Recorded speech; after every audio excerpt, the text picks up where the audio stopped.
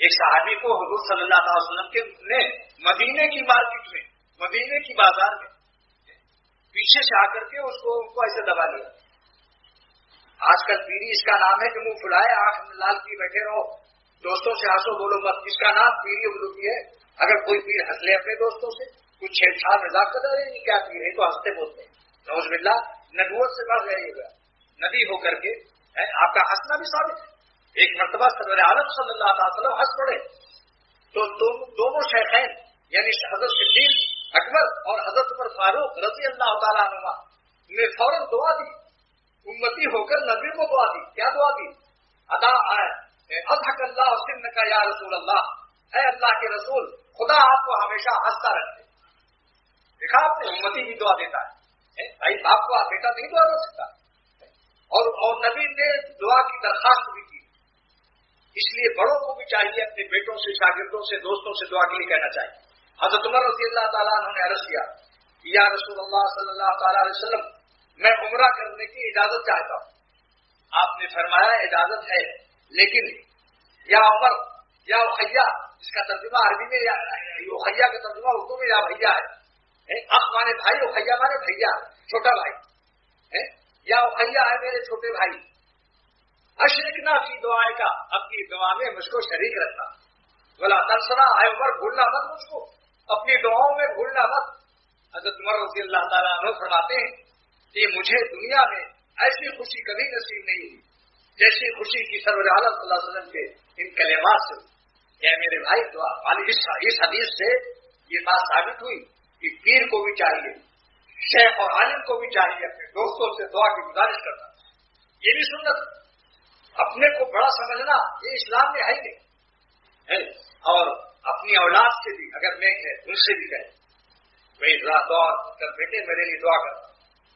کیونکہ دوسروں کی دعا جلد قبول ہوتی ہے دوسرے کے ہاتھ میں.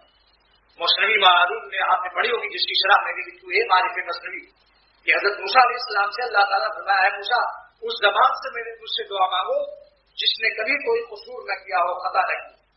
عرض کیا ہے اللہ ایسی زبان کہاں سے لاؤ جس سے کبھی کوئی خطا نہ ہوئی ہو؟ بے خطا زبان ملے گی کہاں سے؟ اللہ نے وہی نازل کیا ہے موسیٰ دوسروں سے دعا کرائے. جو بندہ دوسروں سے دعا کرائے تو وہ اپنی زبان میں تو گنہگار ہے، دوسرا جو اس کے لیے کرے گا وہ زبان اس کے حق میں گنہگار نہیں ہے. یہ ہے راز سرور عالم صلی اللہ علیہ وسلم کی اس حدیث کی کہ اسرع الاجابہ، دعا بہت جلد قبول ہوتی ہے جب کوئی بھائی اپنے بھائی کے لیے دعا کرتا. یہ ہے صوفیہ کا وہ راز جو اللہ والے ایک دوسرے سے کہتے رہتے ہیں بھائی ذرا میرے لیے دعا کر دینا. یہ بے اصل تھوڑی ہے، اس کے ثبوت تو دلائل ہے.